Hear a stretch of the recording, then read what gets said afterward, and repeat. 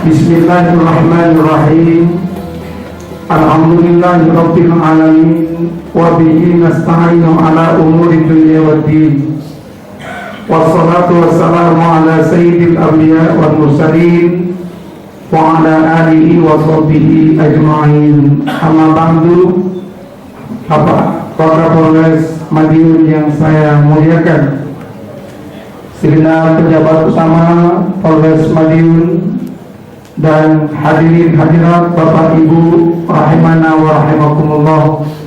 Alhamdulillah pagi hari ini Allah anugerahkan kepada kita bersama-sama berada di tempat ini dalam acara kajian pagi hari Kamis yang biasa dilakukan bukan hanya oleh Polres Madiun, di Polda Jawa Timur juga ada, di Jombang juga ada yang pernah saya isi, dan juga di beberapa Polres yang kebetulan kajiannya rupanya menjadi kajian yang nasional. Semoga ini tanda-tanda bahwa keluarga besar Polri, Kepolisian Republik Indonesia adalah orang-orang yang bahagia dan dibahagiakan oleh Allah Subhanahu wa Ta'ala. Bahagia itu memang urusan hati. Bahagia itu bukan urusan materi. Saya mengkaji tentang kebahagiaan itu lebih dari 20 tahun, dan saya belajar kepada ahli psikologi di Amerika itu ada lebih dari 3 tahun tentang bahagia. Orang Amerika juga ingin tahu apa yang menjadikan orang bahagia. Diteliti kenapa kok orang kaya juga banyak yang menderita. Orang kaya banyak menderita, duitnya banyak triliunan, tapi dia itu bunuh diri.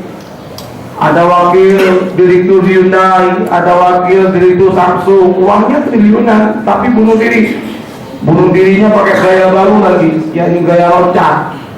Kalau dalam buku kriminologi, kalau kita baca bukunya Emil Durkheim, namanya Committing Suicide. Di buku itu kan rata-rata yang paling kuno orang-orang bunuh diri kan minum racun sama gantung diri. Yang sekarang rata-rata gayanya loncat. Kapan hari itu loncat? Di Surabaya kan kapan hari itu loncat juga. Yang gantung diri udah nggak begitu banyak. Tapi di Madura kapan hari ada yang gantung diri juga.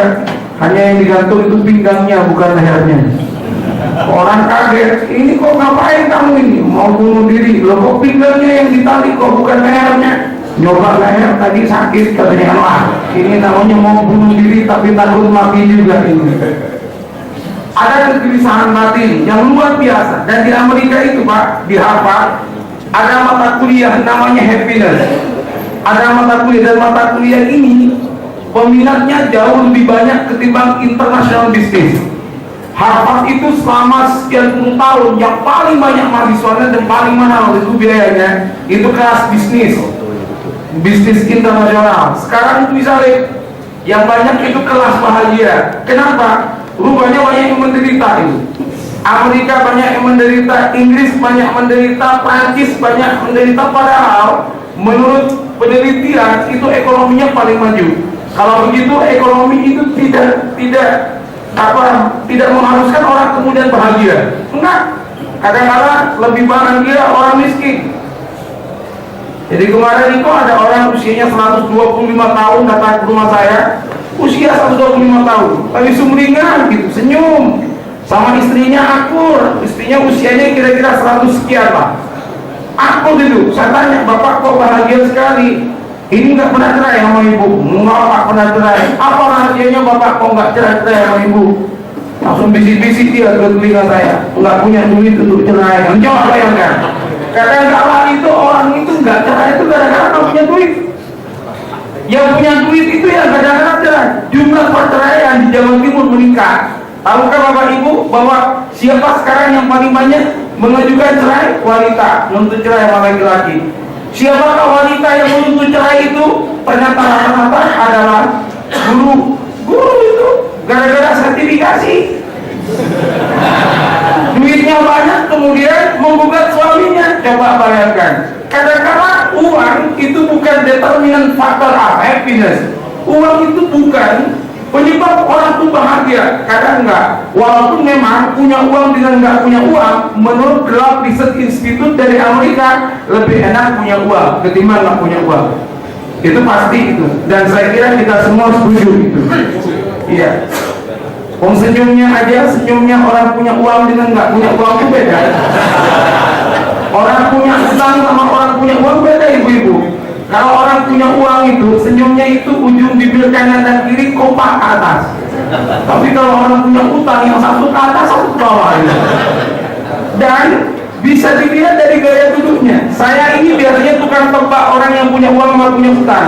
Itu cukup kalau pengajian kayak gini, saya tahu nggak perlu tanya dompetnya. Pokoknya kalau duduknya miring-miring sambil ngantuk, itu punya utang biasanya. Serius itu. Makanya jangan ngantuk-ngantuk ini pagi-pagi. Udah tenang aja, santai aja. Ini belum ini masih pembukaan. Nanti kita masuk ke materinya. Nah, Bapak Ibu yang bermuliakan, begitu pentingnya kebahagiaan. Dan saya kira kita setuju bahwa kita mencari bahagia. Saya mau ngomong yang teori psikologi dulu. Kalau yang ustaz-ustaz sebelum saya mungkin langsung hantam aja pakai ayat hadis. Saya mau pakai teori dulu. Itu ada namanya John Izzo. John Izzo itu nulis buku, bagus bukunya. Judulnya itu 5 Secrets You Must Discover Before You Die. Ada 5 rahasia yang harus Anda ketahui sebelum Anda mati kalau Anda ingin bahagia. Ada 5 katanya. Yang pertama, orang kalau ingin bahagia, menurut penelitian psikologi modern, ingin bahagia, pertama Anda itu harus be true to yourself. Jadilah pribadi yang jujur pada diri Anda sendiri. Pribadi yang jujur itu salah satunya tidak suka mengada-ngada. Orang kalau suka mengada-ngada, dia itu biasanya gelisah. Kalau kelasnya itu kelas sepeda motor, jangan beli mobil.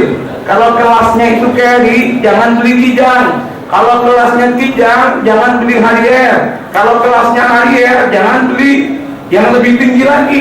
Orang itu kalau suka mengada-ngada, melebihi apa tentang dirinya, dia pasti gelisah, dia pasti menderita.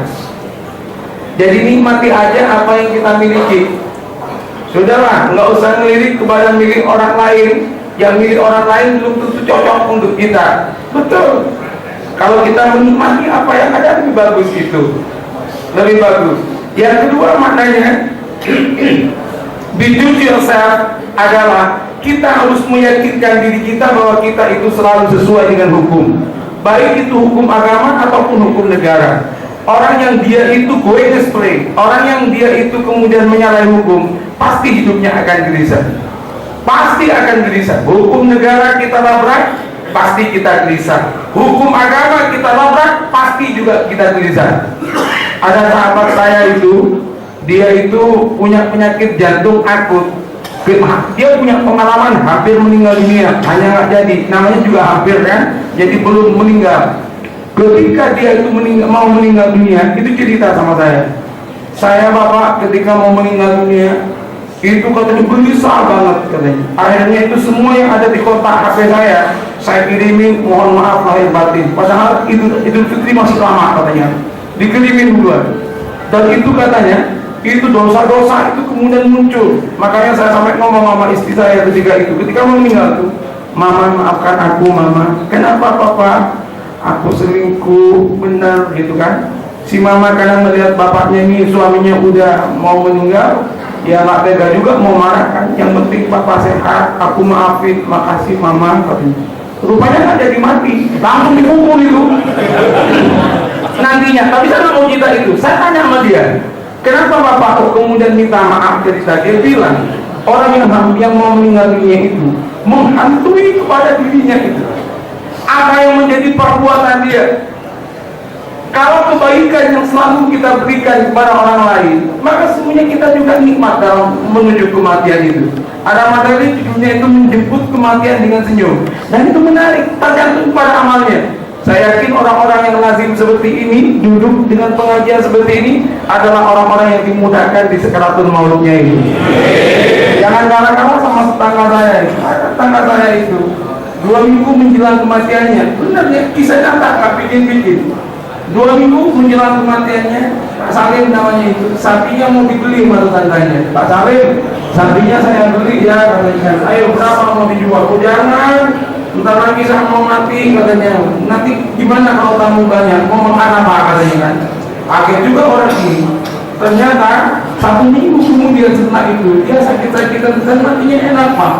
Dia sholat duhur itu, setelah sholat duhur assalamualaikum langsung mati itu lagi. Enaknya kalau mati kayak gitu. Semoga kita matinya juga mati sholat gitu ya. Sholat yang kapan? Yang sekarang kayak nanti kayak kapan? Ya suka-suka Allah lah, urusan Allah itu. Itu dosa, ada kejujuran dan ada komitmen kita untuk selalu berada dalam jalur yang benar. Dan itu kemudian istiqomah. Kita harus istiqomah, ada istiqomahan kita. Itu yang sulit untuk kita lakukan. Tetapi kalau kita bisa itu, ada kebahagiaan yang Allah akan berikan. Itu yang pertama kata dia. Yang kedua, syarat untuk bahagia, live no regret. Jangan kita itu menyimpan derita, kecewa terlalu lama dalam hati kita. Bahwa ada sesuatu yang tidak sesuai dengan keinginan kita biasa. Semua orang pasti mengalami sesuatu yang tidak enak.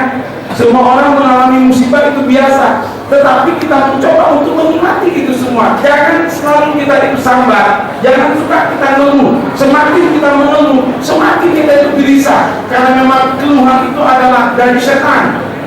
Nggak bisa. Siapa yang ada musibah, semua dapat musibah. Tetapi coba lihat Rasulullah dan para sahabat. Mereka santai menghadapi musibah. Imam Mawardi juga dapat musibah. Jangan dikira jangan tukang ceramahnya kemudian nggak dapat musibah. Saya tabrakan 2 kali, nabrak sih, bukan tabrakan. Supir saya itu nabrak, nggak pakai ngantuk, langsung tidur, nabrak. Saya tabrakan pertama, tangan patah, yang kedua ini kaki patah di Bangil, saat nabraknya itu jam 2 malam. Datang dari ceramah di Jember, judul ceramah saya ketika itu tersenyum atas musibah. Judulnya tersenyum atas musibah, ramai-ramai. Ternyata saya duluan yang diuji. Benar, ketika saya nggak tahu mau patah tulang, saya lihat tangan saya kayak ini yang duluan. Ketika mau turun nggak bisa turun loh, patah. Ya Allah, patah lagi, tanya. Saya tanya sama Allah, kenapa kok harus aku duluan ya Allah? Iya tanya juga, tapi mau diapakan lagi? Ya udah, dioperasi. Saya telepon sama istri saya, Mi, ini tabrakan lagi. Innalillah, katanya. Iya Mi, nggak apa-apa. Alhamdulillah yang patah cuma kaki kiri, yang lain nggak patah, Mi, nggak juga. Wah, tapi mah dioperasi, masya Allah. Langsung baunya 9 itu Pak ada, baunya 9. Dokternya bilang, Pak Kiai dilarang tengkurap 4 bulan. Iya, kalau tengkurap parah lagi. Saya bilang sama istri, Mi, maaf, nggak boleh tengkurap 4 bulan. Ya, masya Allah, luar biasa. Tapi apakah Allah memberikan musibah itu tanpa hikmah? Tidak. Allah itu tidak punya sifat zalim. Allah itu sifatnya adil. Kalau begitu maka dibalik semua peristiwa, dibalik semua ketetapan Allah, pasti ada hikmah itu. Saya ingin tahu bahwa hikmahnya apa. Ternyata anak saya 4 pertama itu perempuan semua. Saya pengen punya anak laki-laki nggak dapat. Padahal udah nyoba bermacam-macam cara. Mulai dari katanya itu soda sama toge yang banyak, tetap nggak bisa. Mulai katanya naik dari kanan turun kiri, nggak bisa. Mulai pokoknya saya coba perempuan semua kan. Ketika patah tulang, saya kemudian itu berangkat ke Mekah pakai kart itu. Saya lagi tawaf, istri saya telepon, Mas, kayaknya saya hamil. Alhamdulillah. Saya langsung buka Al-Quran, pas ayat Fabasyarnahu bigulamin alim. Aku bahagiakan Ibrahim dengan seorang anak laki yang alim. Saya bilang sama istri saya, kayaknya laki-laki sekarang. Benar Pak, baru ayat patah tulang, anak saya yang kelima laki-laki. Itu baru patah tulang, makanya hampir saya kasih nama itu Abdul Fatah. Hanya nggak jadi Pak, nggak jadi. Yo Allah tadi kan. Ini dalam Al-Quran ada. Manusia jangan pernah mengeluh. Walanabluwannakum bisyai'in minal khawfi wal ju' wa naqsin minal amwali wal anfusi was samara wa basyyiris sabirin. alladzina idza asabatuhum musibah qalu inna lillahi wa inna ilaihi raji'un. Apa kata Allah itu? Semua manusia pasti dikasih musibah. Semua itu dikasih musibah. Emang kalau jadi wakil kemudian tidak dapat musibah, dapat juga. Loh iya, pokoknya di Allahnya wakil juga dapat musibah. Manusia nggak ada yang dapat musibah. Macam-macam musibahnya, enggak masalah hati, masalah badan, enggak masalah badan, masalah rumah, enggak masalah rumah, masalah jabatan, macam-macam. Tetapi kita itu, kata dia, live no regret. Jangan kita itu kecewa terus, apalagi ngeluh. Orang kalau suka ngeluh itu pendek umur, pengumuman. Orang itu kalau sudah ngeluh itu pendek umur. Ini serius. Coba baca, ada sebuah buku namanya Positive Psychology. Yang nulis itu Daniel Goleman. Yang nulis itu Martin Seligman. Apa kata dia itu? Orang itu kalau suka senyum panjang umur, tapi kalau orang suka merengut terus itu pendek umurnya. Ini bukan kata saya, penelitian nggak bisa dibantah. Ada foto TK tahun 1950, foto TK tahun 1950. Ada 126 foto diteliti. Nah, dari 126 foto itu 100 foto itu senyum, 26 nya enggak senyum, foto TK. Diteliti tahun 2011, usianya udah 60 sekian kan, didatangi ke alamatnya masing-masing. Ternyata yang 26 yang enggak senyum itu udah mati semua. Serius Pak. Ini yang meneliti namanya Kelly and Nelly yang meneliti ini. Yang senyum dibagi dua, yang senyumnya senyum asli, senyum sejati, itu sepanjang umur bahagia. Yang senyumnya nggak sejati, itu panjang umur tapi kurang bahagia. Itu senyum ada yang sejati ada enggak. Namanya The Chinese Smile sama Brand American Smile. Saya trainer manajemen senyum. Boleh Bapak cek rumah sakit haji, rumah sakit tadi yang pun ketika saya mau masuk ke sini ini, ada kita telepon itu rumah sakit umum Sidoarjo yang ngelatih senyum itu saya. Nah, karena ada senyum sejati dan senyum palsu. Kalau sejati itu tandanya biasanya di sininya ikut mengkerut. Jadi kalau ada orang sininya senyum itu nggak mengkerut, nah itu senyumnya palsu. Mohon maaf, biasanya ada resepsionis, gitu kan? Selamat siang, apa saya bantu? Terima kasih. Selamat siang, bisa bantu? Terima kasih. Ini yang nggak mengkerut, ini palsu. Jadi tolong nanti Bapak Google senyum dilihat ininya. Nah, kalau ininya menurun kayaknya panjang umur bahagia. Kodenya senyum yang asli itu 127. Ini perlu diingat, jangan dibeli ini. Ini kodenya senyum 127. Satukan hati dengan orang yang kita senyumin. 2 artinya diangkat ujung bibir kanan dan kiri 2 cm ke atas. 7 artinya ditahan minimum 7 detik. Jangan pernah tersenyum 1 detik. Bahaya ini. Serius Pak. Ini ada teorinya. Nanti kita bicara itu. Setiap orang pasti dapat musibah. Jangan pernah kemudian dikira kalau polisi kemudian nggak dapat musibah. Dapat musibah itu macam-macam. Sama-sama kita nggak duga. Bisa anak, bisa keluarga. Hujan itu banyak. Teman-teman polisi yang kemudian curhat ke saya kan banyak. Saya tahu betul itu. Datang, saya ini punya masalah. Istri saya begini. Saya punya masalah. Anak saya kenapa begini? Ada banyak masalah. Hanya satu hal yang saya katakan. Kalau Anda adalah orang yang beriman, kalau Anda adalah orang yang pasrah diri kepada Allah, bukan dengan cara mengeluh. Letakkan kepala Anda di bumi, bersujud dan berkatalah kepada Allah, mintalah kepada Allah. Allah akan atur semuanya dengan pengaturan yang baik. Selalu ada kesempatan untuk kemudian musibah berubah menjadi nikmat. Ini yang paling penting untuk kita miliki. Caranya gimana? Caranya kita kembalikan kepada Allah. Jangan kemudian dipikir-pikir kok, orang pikir-pikir aja nggak selesai, bikin stres bapak-bapak dan ibu-ibu yang saya muliakan. Sama dengan ini. Anggap ini air 1 gelas, anggap masalah. Ini kan masalah ringan. Masalah ringan di memang ringan. Sekarang yang ringan, masalah ringan ini, kalau gelas ini saya angkat 24 jam, pasti saya nggak kuat dan pasti saya sakit.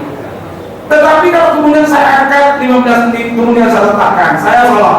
Setelah saya sholat, saya angkat lagi. Setelah itu kemudian saya letakkan, saya ngaji. Setelah ngaji, saya angkat lagi. Setelah itu saya zikir. Apakah kemudian saya capek? Enggak. Kenapa nggak capek? Karena itu nggak diangkat terus. Sekecil-kecilnya masalah yang kita miliki, kalau selalu keep in mind, selalu ada dalam kepala, stres lah kita. Tetapi kalau tidak, kemudian kita sujud dan katakan kepada Allah, ya Allah, Engkau maha tahu bahwa aku memiliki masalah, dan Engkau maha tahu bahwa aku adalah hamba-Mu. Berikan kepadaku, ya Allah, kebahagiaan. Singkirkan ini musibah. Pasti akan diberi Allah. Ada bertanya, loh, ya tapi kenapa Pak Allah memberikan musibah kepada saya? Karena saya ini sholat bagus, sholat saya bagus, ibadah bagus, kemudian saya Jumatan, sholat paling depan, puasa juga saya oke.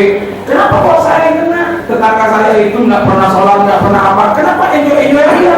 Jangan-jangan malaikat keliru masih musibah, harusnya tetangga jatuh ke kita, nggak ada malaikat keliru. Kemudian apa?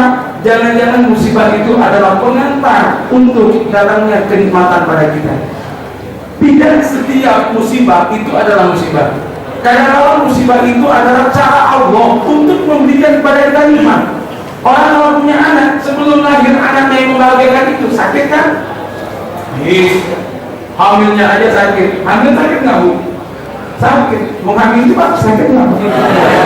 Bapak-bapak baru jawabannya sering-sering. Itu kita mau punya anak pasti keluar darah dulu. Sama kita itu kadang kalau ingin mendapatkan bahagia, selalu Allah yang kasih musibah-musibah dulu. Jadi jangan pernah kita itu gelisah tentang musibah. Jalanin aja, jalanin dengan tetap kembali kepada Allah. Yakinlah di balik itu semua Allah akan kasih kepada kita anugerah yang luar biasa. Saya sering cerita, ada orang ibu-ibu bapak-bapak usianya itu 26 tahun laki-laki. Dia itu sama ibunya dibilang, nah cepet cari jodoh nas, ibu biar ada temennya. Anak ini bilang, Bu, siapa yang mau sama saya? Emang kenapa nak? Ya saya ini Bu, modal nggak punya, model juga nggak masuk. Siapa yang mau? Jangan begitu nak. Coba kamu datang ke masjid, iktikaf di masjid. Kata para ulama, orang yang iktikaf di masjid dan kemudian meminta kepada Allah, selalu saja Allah itu kasih dengan caranya Allah. Dia iktikaf berapa? 1 minggu, iktikaf 1 minggu dia. Pokoknya dia itu siang malam ada di masjid itu. Doanya cuma satu, ya Allah kirimkan kepadaku wanita secepatnya ya Allah. Ibu dulu ya Allah, GPL nggak pakai lama ya Allah. Pokoknya dia minta sama Allah itu. Ternyata setelah 1 minggu dia iktikaf, setelah subuh dia pulang. Ketika pulang di depan masjid itu, di pintu pagar itu, dia digigit ular. Ketika digigit ular, dia ngamuk sama Allah, ya Allah, aku minta jodoh, kenapa kau kirimi ular? Doa dia kan kirimi wanita sifatnya gitu kan. Setelah dilihat ularnya ular wanita, ya Allah, aku minta wanita bukan ular, ya Allah, aku minta manusia, ya Allah, kenapa kau kirimkan ini? Apa engkau tidak mengerti bahasa saya, ya Allah? Kok dimarahin sama dia? Apa yang terjadi Pak? Bengkak kakinya. Masuk dia di puskesmas, karena orang miskin dia di puskesmas. Karena setelah obat pagaran nggak bisa-bisa, dia di puskesmas. Di puskesmas 2 minggu dia nerawat. Kebetulan itu anak yang lagi magang, wanita. Dia itu baru lulus dari akper, usianya 21 tahun setengah. Jadi ya bahasa kafiran setengahnya Pak. Karena yang memberikan saya gitu kan, gitu kan. Nah, wah dia ternyata ini sama-sama cinta. Hanya sama-sama nggak bisa ngomong. Yang laki-laki mau ngomong duluan, dia itu nggak ganteng, modal tak ada, takut ditolak. Wanita mau ngomong duluan, sawangannya kayak apa kalau perempuan yang ngomong duluan? Dium, gitu kan. Sampai hampir sembuh itu masih dia. Untung ada lagu di puskesmas itu, di radionya itu lagu lama, rasa cinta pasti ada. Nah itu kemudian saling diri gitu kan. Akhirnya laki-laki memperhatikan, ya Allah, namanya Allah. Ya orang nggak pernah. Loh iya Pak, ini orang yang tulus dulu ya kayak gini. Kalau ada laki langsung I love you, itu nggak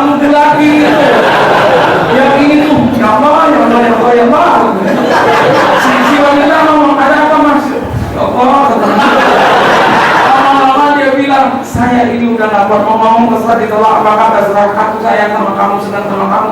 Langsung wanitanya bilang itu katanya kok. Singkat cerita 2 minggu setelah itu tunangan, 2 bulan setelah itu kawin, Pak. Wah, ketika kawin itu saya bilang akar juga wajah itu gak mahtu katakan Masnun binti Sulaiman bima adat salat alam itu kan dia bilang qabil tunika awatas bija bima dibakul. Setelah dia terima, dia salaman pada orang, nangis anak laki-laki ini pergi ke masjid duluan, Pak, yang tempat dia digigit ular itu. Dia langsung sujud syukur di situ. Ya Allah, terima kasih ya Allah, dulu saya digigit ular ya Allah, barokahnya digigit ular saya dapat wanita cantik ya Allah. Mohon maaf ya Allah, dulu ngomong sama engkau karena tak tahu ya Allah, enggak tahu bahwa di balik musibah itu ada. Terima kasih ya Allah, engkau kirimkan ular. Benar-benar saya bersyukur dapat wanita cantik ya Allah. Jangan bilang-bilang, tapi kalau bisa kirimkan ular satu lagi ya Allah.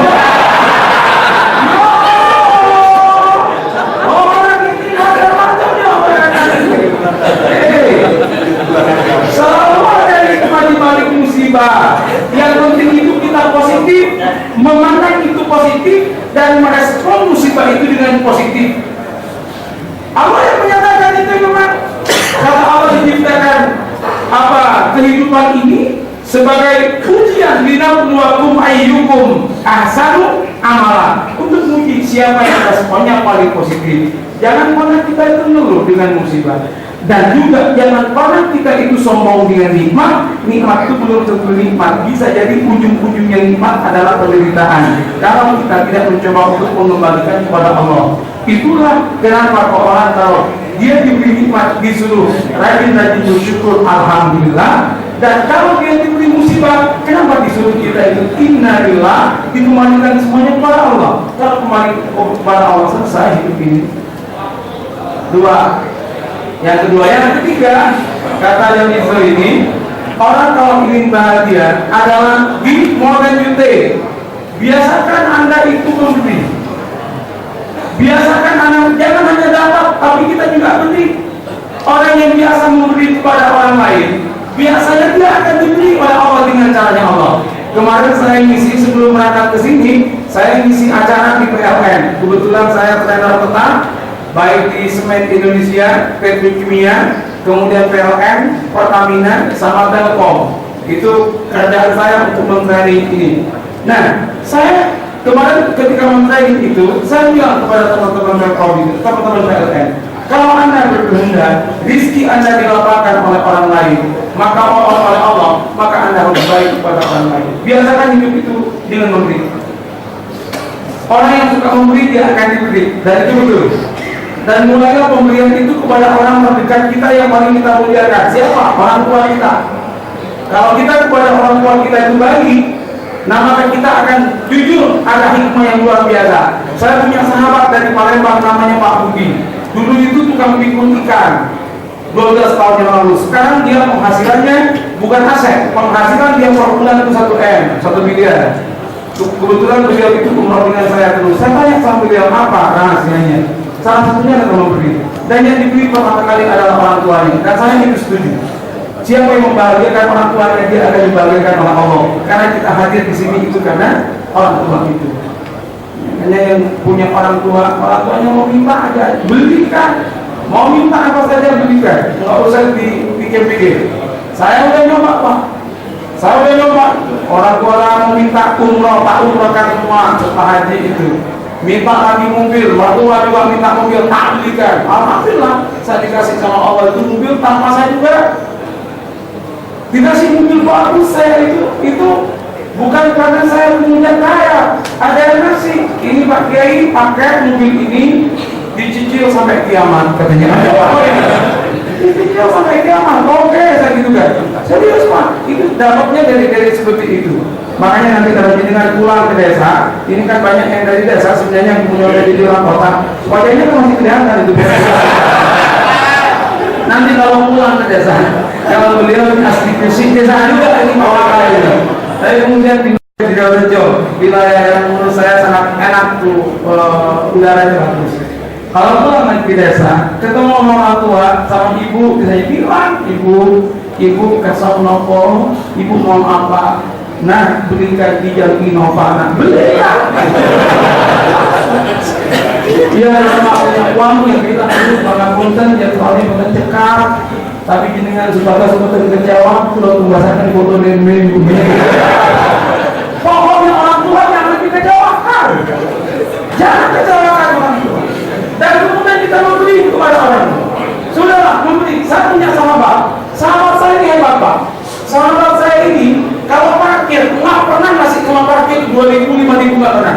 Dengan saya itu, kalau saya pernah ikut beliau, tukang parkir dikasih sedikit 50.000. Setiap tukang parkir dia berhenti di masjid, tukang parkir 50.000. Dan sampai saat ini beliau kalau ngasih uang sama saya itu nggak pernah ngasih rupiah, ngasihnya dolar sama saya. Dan kebetulan beliau itu nyumbang pondok saya disumbang sama dia itu 1,6 miliar. Satu orang bilang kaya kan, kalau orang nyumbang ke pondok atau masjid 1,6 itu kaya berarti. Coba biasanya kalau di masjid itu sumbangan kan biasanya berapa?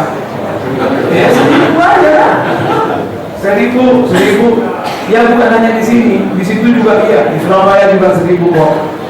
Jumat yang lalu itu di Surabaya ada kasus juga kan, ketika khotbah Jumat yang khotibnya nggak enak ngomongnya, kemudian lagi ngantuk-ngantuk seorang pemuda yang ini, ketika lagi ngantuk-ngantuk kotak amal lewat, ketika kotak amal lewat, tapi dia masih sadar, ambil dompetnya, dipilih duitnya, dicari yang 1.000-an, dipasang sama dia. Ketika dipasang sama dia mau ngantuk lagi, kakek-kakek muda pundaknya, mas, apa kakek? 200.000. Kakek 200.000, aku cuma 1.000. Dimasukkan 200.000 ini. Ketika jalan ini kota, kakek-kakek langsung bilang lagi, mas, apa kakek? Uang 200.000 tadi itu bukan milik saya, jatuh dari dompet sampean. Dikejar itu, yang namanya kota amal itu dikejar. Dikejar kota amal sampai ketemu sama takmir. Pak takmir tolong dibukakan kotak ini. Kenapa? Musibah kecelakaan. Uang saya loncat sendiri ke sini. Subhanallah. Nah, teman saya ini manggil 1,6 nyumbang. Dan memang menurut saya unik gitu. Sumbangannya orang gede-gede. Ada yang nyumbang 4M, ada yang nyumbang ini sukses nyumbang 1,5M. Saya ngomong-ngomong di Masjid Agung itu 25 miliar. Nah, gimana caranya supaya dapat sumbangan kayak gitu? Nah, itu ada caranya. Caranya saya selalu bilang ke orang-orang, berhentilah minta sumbangan tengah jalan. Dan itu jenengan itu punya tugas. Di Sumeneb itu Pak Pakar, saya celana di pendopo, saya bilang itu haram hukumnya minta tengah jalan untuk jalan. Bebas sekarang Sumeneb tidak ada. Kalau Bangkalan sama sampah banyak, tapi kalau Sumeneb tidak ada. Lihat aja, nggak ada. Itu memang nggak boleh itu. Nggak boleh. Jalan itu memang harus betul-betul safe dan itu menyenangkan banyak orang. Loh, ini itu dikasih ini minta-minta. Jenengan berpahala kalau jenengan itu bisa menghabiskan itu. Tentu dengan cara yang baik. Karena itu bahayanya juga sangat besar itu. Sudah, lupakan bab ini. Bapak Ibu yang saya muliakan, keep more than you take. Biasakan Anda memberi. Kalau kita suka memberi itu selesai. Ada banyak ini kisah-kisah yang saya dapatkan dan yang kami alami. Rizki itu hitung-hitungannya nggak pakai kalkulator. Kalau kita pakai kalkulator, rizki datang juga pakai kalkulator. Tapi kalau kita nggak pakai kalkulator, kita kemudian kasih. Allah mau kasih itu dengan cara Allah. Loh, gampang. Kalau saya mau ngikutin kalkulator, Imam Mahdi ini adalah dosen. Gajinya dosen berapa sih? Gaji dengan suti saya ini gajinya cuma 17 juta Pak. Lah ini untuk hidup di Surabaya, anaknya sekolah di favorit, nggak cukup. Tetapi Allah kasih anugerah yang lain. Luar biasa. Ternyata itu lebih dari itu, bisa sampai 10 kali lipatnya gaji Allah kasih itu. Tetapi jangan diambil sendiri, masukkan semuanya ke pondok. Ada orang yang nggak sekolah, kita sekolahkan. Saya mulai orang sampai S3, saya sekolahin itu. 3 itu SPP-nya kan 13 juta per semester. Oke, nah kamu sekolah, kamu punya duit Bapak. Udah, kamu pintar, kamu anak yatim. Ayo ini, anak-anak yatim boleh Pak. Kalau punya anak yatim, oh kasih duit Pak. Sama anak yatimnya nggak kira sama ibunya Pak. Itu lain lagi Pak. Bapak Ibu yang saya muliakan, sudah. Gini mau dan jutek biasa akan memberi. Yang ketiga, yang keempat apa? Bidang love. Jadilah orang yang penyayang. Biasakan itu kita ketemu dengan saya yang duluan. Sayangi orang itu. Perspektif kita positif. Wah, itu kita akan didoakan oleh orang lain. Ketika mata kita terpejam malam-malam, ada banyak mata yang dia tidak terpejam dan mendoakan kebaikan untuk kita. Itu pasti. Saya punya kisah dengan polisi marah, Batu Malang. Saya diundang di Batu Malang itu, saya diundang jam 7. Jam 8 ceramahnya. Saya berangkat dari Surabaya itu subuh. Setelah subuh saya berangkat, nyampe di Batu itu jam-jam setengah 6. Saya mampir dulu rawon, kan ada rawon di sebelah kanan jalan kalau di Surabaya itu. Ketika saya duduk, ada seorang polisi yang kemudian makan rawon juga. Yang saya itu kemudian terkesan sampai saat ini, saat nama-namanya saya catat. Ketika saya membayar, sudah Pak, sudah saya bayar. Saya bilang, Pak, saya punya duit. Iya, tapi saya ingin sedekah sama Bapak pagi ini. Polisi itu sampai saat ini kami doakan, dan saya doakan polisi itu. Dan saya nggak tahu sekarang beliau ada di mana, tapi dimanapun dia berada, doa saya selalu untuk orang ini. Itu kan hubungan saya kepada seorang polisi ini. Serius ini saya nyatakan, ini nyata. Belum lagi yang lain. Ini saya cerita sama Pak Waka. Saya ini sohib akrabnya Pak Tomsi itu. Pak Tomsi itu, makanya Pak Tomsi itu kemarin telepon saya. Minta tolong Pak Kiai, ini anak buah saya ada 4 orang jadi Kapolres, ada di Malang, Batu, kemudian Madiun. Pak Denny katanya kemudian KP3 karena tolong kalau ada apa-apa, kalau diundang tolong didahulukan. Siap, saya bilang. Pak Tomsi itu akrab dengan saya itu ada kira-kira itu sudah 8 tahun yang lalu. Karena apa? Karena satu hal aja. Beliau lah yang kemudian itu ketika di Pamekasan beliau itu jemput saya dan tiba-tiba beliau datang ke rumah saya. Datang ke rumah saya yang di Madura itu. Datang. Kaget saya ini Kapolresnya yang sebelum sendiri nggak datang, Kapolres Pamekasan datang. Saya catat itu. Sejak itu sampai sekarang beliau itu keep in touch dengan saya. Dan sampai akan saya bilang sama beliau, Bapak kemanapun dan dimanapun kami dan santri-santri kami mendoakan untuk Bapak. Alhamdulillah. Dan semuanya oleh Allah. Kita tanamkan kebaikan-kebaikan dengan cinta dan kasih sayang. Nggak usah kita minta balasan apa-apa. Loh, orang semua punya hati kan? Nggak ada yang tidak punya hati. Kalau kita membantu seperti itu, Masya Allah, akan luar biasa Pak. Didoakan. Ya. Kalau enggak Pak, langsung kita habisi Pak. Saya mati. Become. Jadi orang yang penuh dengan cinta. Kemudian yang terakhir, menurut yang Daudism ini, yang kelima adalah live the moment. Dimanapun Anda berada, biasakan Anda itu selalu ada sesuatu yang positif di situ. Kita ada dimanapun, jangan tinggalkan tempat itu tanpa kita menunaikan catatan positif. Datang kemana minimum sholat 2 rakaat, atau kalau lagi ada di jalan minimum assalamualaikum, itu dari kenapa? Tanah yang kita injak nanti akan menjadi saksi di hadapan Allah. Yauma idzin tuhadditsu akhbaraha. Pada hari kiamat nanti itu, bumi yang kita injak itu akan menjadi saksi. Oleh karena itu ada ulama yang bilang, kalau Anda melakukan kejelekan di sebuah tempat, jangan tinggalkan tempat itu tanpa Anda melakukan kebaikan. Biar pas. Di tempat ini kita melakukan kejelekan, jangan tinggalkan kecuali di tempat itu juga kita memberikan kebaikan. Saksinya nanti dua-duanya itu ada. Nah ini menarik Pak. Nah orang yang kemudian memberikan kebaikan kepada orang lain, itulah yang dalam hadis disebut dengan anfa'uhum linnas. Orang itu disebut sebagai orang yang paling memberikan manfaat kepada orang lain. Dan itu kata Rasulullah adalah orang yang terbaik. Ini perspektif psikologi kalau kita ingin bahagia. Nah, ada sebuah buku lain, perspektif Islam, judulnya Habib Jelma fil Musul ila Jannah. Di buku ini simpel sekali, ada 3 untuk bahagia. Orang bahagia kata dia, itu kan ada 2 kuncinya. Rahatul bal, pikiran tenang, wa tu'mainatul qalbi, hati tenang. Itu kalau udah pikiran tenang, hati tenang, Masya Allah, makanan walaupun sederhana enak kan? Ada tetangga itu miskin banget, tapi rukun suami istri setelah subuh duduk-duduk gitu lagi ote-ote, dia nggak pakai baju, rambutnya basah, itu yang laki itu duduk itu di depan rumahnya sambil melihat merpati gitu kan. Dia orang desa Pak, panggil istrinya, Dek, bikinkan kopi saya.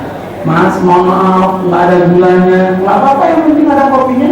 Lo pahit, Mas. Nggak pahit. Yang penting ketika aku minum, dirimu ada di samping. Mantap. Orang miskin, tapi dia bisa bahagia itu. Yang benar Mas, dia dibikinin kopi pahit. Ketika lagi minum sambil ngelirik istrinya, dia senyum-senyum tuh enakan, katanya. Makasih Mas, katanya. Makanya ibu nanti kalau ada tuan rumah, suaminya minta kopi, bikin yang pahit juga. Ya, rasanya agak panas, tapi ini kan harus ada kehidupannya. Insya Allah minum sedikit langsung diminum. Langsung tidak kayak begini ya. Ada rahatul tawatul ma'idatul qalbi. Nah, orang itu gimana? Supaya pikiran tenang, hati tenang itu gimana caranya? Ini bagus Pak, katanya nomor 1 al-ridho wasyukur. Biasakan kita ridho, biasakan kita itu bersyukur. Nikmati saja hidup ini. Kalau kayak panjenengan ini apa yang kurang, Bapak Ibu, jenengan kalau masih mengeluh, coba bayangkan orang-orang di luar yang nggak punya kerjaan itu banyak luar biasa.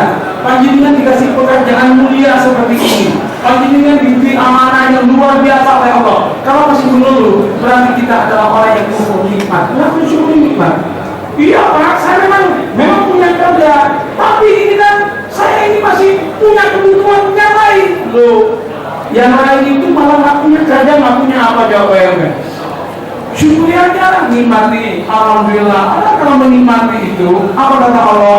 La in syakartum la azidannakum wa la in kafartum inna azabi lasyadid.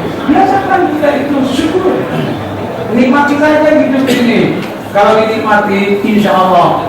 Dan kemudian kita ridho, terima apa yang menjadi pemberian Allah. Jangan selalu sama terus meminta kepada Allah. Allah telah mengatur dengan aturan yang terbaik. Yang pertama itu. Yang kedua, kata dia itu, kalau kita ingin bahagia. Yang kedua adalah lakukan ibadah-ibadah secara rutin. Yang diperintahkan oleh Allah, lakukan secara rutin, maka Anda akan bahagia. Sebab hati kita itu kemudian akan oleh Allah itu diisi dengan cahaya-cahaya. Ketika hati penuh dengan cahaya, ketika itu kita akan merasakan bahagia. Coba lihat kasusnya Siti Maryam. Siti Maryam itu kerjanya cuma sholat, kerja dia sholat aja. Karena Siti Maryam ini ketika sejak dalam kandungan ibunya yang bilang, apa kata ibunya? Inni nadartu ma fi batni muharraran wa taqabbal minni innaka antas samiul du'a. Ya Allah, anak yang ada dalam kandungan ini aku nazarkan kepadamu. Dia nggak mikir bab dunia, dia mikir akhirat aja. Dan betul, ternyata dia memang ini. Makanya dikasih nama Maryam. Maryam itu artinya al-khadimah atau al-abidah, orang yang mengabdi, orang yang ahli ibadah. Itu Maryam. Jadi kalau ada orang namanya Maryam kok nggak mau sholat, suruh rubah aja namanya. Namanya nama itu penuh makna Pak. Musa itu itu air, sa itu pohon. Musa anak kecil yang ketika masih kecil itu dimasukkan dalam pohon, diletakkan di dalam air. Kan begitu. Isa itu al-mubarak, maknanya itu penuh berkah. Ibrahim, Abun Rahimun, orang tua yang penuh kasih sayang. Ismail mendengar Tuhan mendengar permintaan Ibrahim untuk punya anak, jadilah Ismail. Bagus mananya Pak. Jadi ada ceritanya itu. Hanya namanya orang-orang biasanya satu-satu, Musa, Yahya, semua satu-satu. Nah, agak modern dua-dua. Nah, sampai saat ini kemudian 3. Hanya walaupun 3 namanya kan disingkat-singkat. Susilo, Bambang, Yudhoyono. Kan 3 orang modern itu. Dulu cuma Soekarno, itu orang namanya. Soeharto, orang namanya. Tapi Soeharto karena hidupnya agak panjang itu naik haji menjadi Muhammad Soeharto. Agak modern dikit ya. Nah, pokoknya itu. Nggak tahu ada yang satu juga kayak di sini. Itu berarti orang lama yang hidup sekarang. Iya, tapi sekarang panjang disingkat kan. Mahfud Muhammad Jailani, Mahfud MD, sekarang MND. Jalan Iskadis, sekarang kan itu Abu Rizal Bakri ARB disingkat semua. Tapi saya kaget ketika saya membaca list jadwal jamaah umroh. Jamaah ya, Madiun ada yang umroh dengan saya, bukan Madiun. Iya mungkin kayaknya. Yang saya mintakan izin ke Propam Jawa Timur. Kalau Pak Madiun Ngawi sih, saya yang minta kenapa sih, Pak ini tolong mau umroh siap, kita langsung di ini kan. Kalau ada di sini, kita ketemu saya aja. Kalau nggak ada, ya nggak usah ketemu. Nah itu dulu tuh di jamaah umroh saya itu tiba-tiba nama terakhir itu kok panjang Pak, W titik Taufik WWWW. Ini semua panjang banget, saya langsung yang ngetik. Nah ini namanya siapa Pak? W titik Taufik WWW. Oh yang ini Pak, ini wabillahi taufik wal hidayah. Oh saya kira nama orang. Saya kira nama orang yang Nah balik ke ini si Maryam. Maryam itu kerjanya cuma jaga mihrab, jaga sholat. Apakah kemudian dibilangkan kecewa oleh Allah? Enggak, rezekinya dijamin. Kullama dakhala 'alaina zakariya al-mihrab wajada 'indaha rizqa. Qala ya Maryam anna laki hadha? Qalat huwa min indillah. Inna Allaha yarzuqu man yasha'u bighairi hisab. Ternyata setiap Nabi Zakaria itu masuk ke tempat sholatnya Maryam, wajada indaha rizqa, ada rizki. Dia tanya, anna laki hadha, ini dari mana rizki ini? Nggak ada orang yang keluar masuk. Dia jawab, huwa min indillah, itu dari Allah. Inna Allah, sesungguhnya Allah yarzuqu man yasha, memberikan rizki kepada orang yang disukai. Bighairi hisab, tanpa dihitung. Kita jangan pakai kalkulator rezekinya Allah itu. Nggak bisa Pak. Dia dapatnya cuma segitu-gitu aja. Dapat tapi segitu-gitu aja. Tapi kalau kita nggak pakai kalkulator, ada saya punya sahabat, baru kenal bulan ini saya dengan sahabat saya itu 2 kali dengan saya. Dia itu tiap malam tuh pengajian. Dan kalau pengajian unik, semua kiai yang datang itu sama beliau itu dikasih uang 500 ribuan. Dan konsumsinya yang hadir kita sama dia, per malam dia itu menghabiskan kira-kira 40 sampai 50 juta per malam. Saya tanya, kaget kan dari mana duitnya? Senyum dia, akhirnya dia bilang, tolong matikan dulu rekamannya, katanya dia sama ini. Rekam ini rahasia sebetulnya. Cerita sama saya. Ternyata beliau itu dikasih anugerah oleh Allah luar biasa. Per hari itu beliau dapat uang itu sekitar 500 juta per hari. Beliau itu bulan kemarin sodako Mercedes-Benz 7 di kendaraan, langsung panggil muridnya. Yang datang ngasih beras saya berapa? Saya lepas 7, dapat 14 katanya. Ditolak nggak sama saya? Ditolak, memang ditolak. Memang saya tahu betul mobil dia itu bagus, rumahnya bagus. Apa kata dia? Saya nggak minta sama Allah, hanya dikasih sama Allah. Coba. Wah, saya nggak mau kasih nama, tapi didatengin sama begini. Apa amalannya? Gitu kan? Kita akan langsung bilang apa amalannya. Padahal amalannya adalah dia itu nggak mikir bab dunia lagi. Dia pokoknya sujud untuk akhirat. Dia keadaannya itu saya dikasih sama Allah. Saya ketemu dengan orang yang begini bukan hanya sekarang. Saya udah ketemu lama dengan orang lain yang juga kayak gitu. Dia ada orang lain apa? Subhanallah. Jadi kita itu caranya dalam hidup kalau kita ingin bahagia begitu. Cobalah ibadah. Mihrab, sholatnya dijaga sasna. Kemudian panjenengan ini ada sholat duha, ada lagi katanya malam Jumatnya itu ada. Coba baca dalam kitab judulnya. Dia tetap lalu ayat itu apa ayat itu? Dikatakan tafsirnya itu juz 2. Dikatakan wa min a'zami asbabin fitahir rahmah wa rizki nuzulul mahari. Pokoknya orang itu kalau ingin membukakan pintu rahmat, pintu kasih sayang, pintu rizki, maka tetap jaga itu mihrab, jaga itu sholat. Ya Allah. Maka Madinah Pak, nggak ada pohon, tapi kemudian buah-buahan ada semua. Apa sebabnya? Salah satunya kalau akan selesai, tutup semua.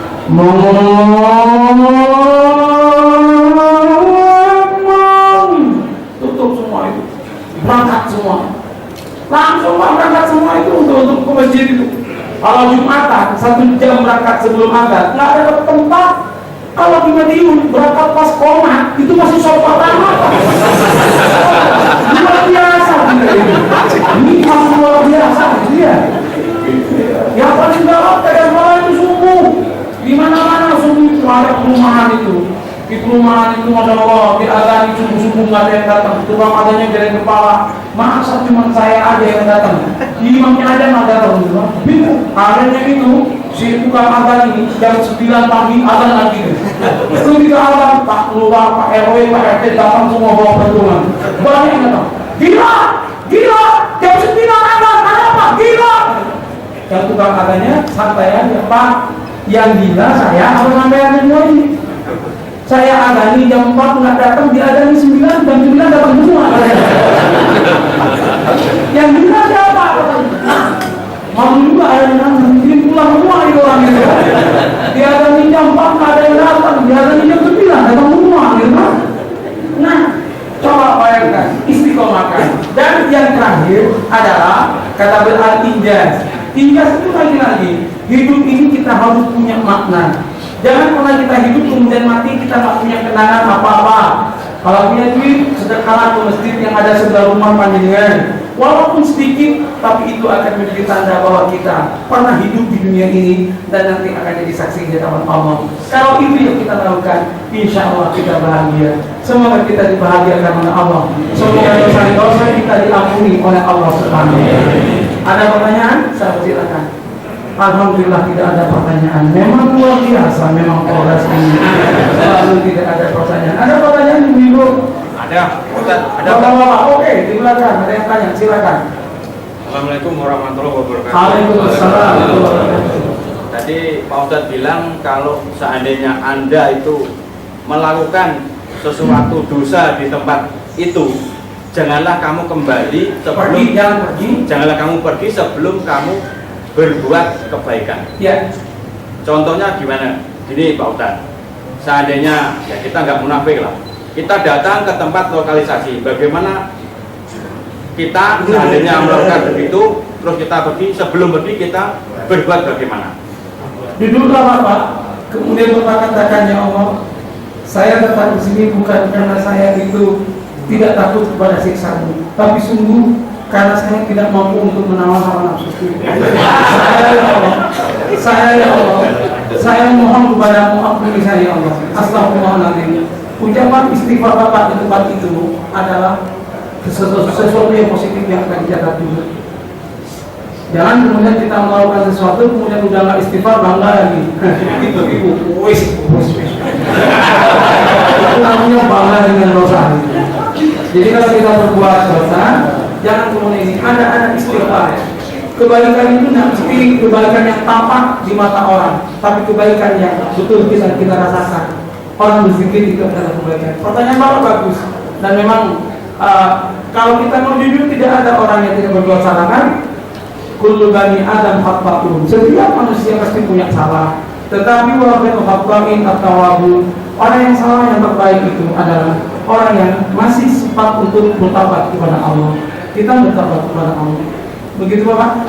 Ya. Ada lagi? Satu lagi. Oh, satu lagi ya. Satu itu ada orang kaya ya. Sampai sedekah mersinya 7 mersi. Ya. Yaitu apakah itu sedekahnya ke anak yatim atau ke orang kaya? Alangkah lebih baiknya seharga 7 mersi itu di Beliau bilang sama saya begini, saya berikan apa yang saya miliki kepada orang yang memang layak untuk mendapatkan. Rata-rata dikasihkan kepada kiai-kiai yang miskin, dikasihkan kepada kiai, dikasihkan kepada ustaz, gitu kan. Langsung dia bilang, gitu kan saya bilang, kamu katanya sama adanya, kamu belum pangkatnya, makanya nggak kayak mobil, belum pangkatnya kamu, makanya sama Allah yang dekat katanya kan, dikasihkan lagi, nggak kepada setiap orang. Saya juga mau dikasih kok. Karena saya belum dikasih sama yang lain, Saya dikritik juga tadi Pak, dikritik. Bapak, kenapa Bapak sebagai penceramah pakai mobil bagus? Saya bilang itu mobil bagus itu saya tadi itu hadiah. Dan yang kedua, saya itu ya mobil ini kalau memang waktunya ini udah terserah. Saya mau hilang mah nanti tenang aja. Dikasih semua itu, dikasih semua. Jadi dianggap mewah-mewah kan? Enggak nikmati aja. Yang penting hati kita itu tidak menggantungkan kepada harta benda, tetap kepada Allah Subhanahu wa Ta'ala. Baik. Ada lagi luar biasa. Semoga pertemuan hari ini adalah pertemuan yang Allah diberikan keberkahan. Mari kita berdoa bersama-sama. Al-Fatihah. Bismillahirrahmanirrahim. Alhamdulillahirabbil alamin. Hamdan yuafi wa yukafi mazidah. Ya Rabbana lakal hamdu kama yanbaghi li jalali wajhika wa sultanikal azim. Allahumma shalli wa sallim ala abdika rasulika Muhammad wa ala alihi wa sahbihi ajma'in. Allahumma Rabbana, pagi ini kami munajat kepadamu ya Rabb. Jadikan kami hamba-hambamu yang Engkau bahagiakan. Bimbing kami dan keluarga kami menjadi orang yang Engkau ridhai. Allahumma Rabbana, berikan keberkahan dalam kehidupan kami, berikan keberkahan dalam pekerjaan kami. Jadikan tempat kami bekerja adalah tempat yang penuh keberkahan ya Allah. Allahumma Rabbana, ampuni dosa dan kesalahan kami. Engkau mengetahui segala dosa dan kesalahan kami. Ampuni kami ya Rabb, jangan siksa kami ya Rabb. Allahumma Rabbana, kalau tiba waktunya kami dipanggil untuk menghadapmu ya Rabb, cabutlah nyawa kami dalam keadaan husnul khatimah. Cabutlah nyawa kami dengan membaca kalimat thayyibah la ilaha illallah, dan panggillah kami dengan panggilan mesra-Mu ya Allah. Ya ibadatan subuh ma'inna irji'i ila rabbiki radiyatan mardiyah wadkhuli bi ibadi wadkhuli jannati. Allahumma Rabbana, terima kasih atas nikmat yang Kau berikan kepada kami. Jangan Kau hilangkan nikmat yang Kau berikan kepada kami. Berikan tambahan keberkahan atas nikmat itu ya Rabb. Rabbana atina fid dunya hasanah wa fil akhirati hasanah wa qina adzabannar. Subhana rabbil izzati amma yasifun wa salamun alal mursalin walhamdulillahi rabbil alamin. Terima kasih, mohon maaf. Assalamualaikum warahmatullahi wabarakatuh.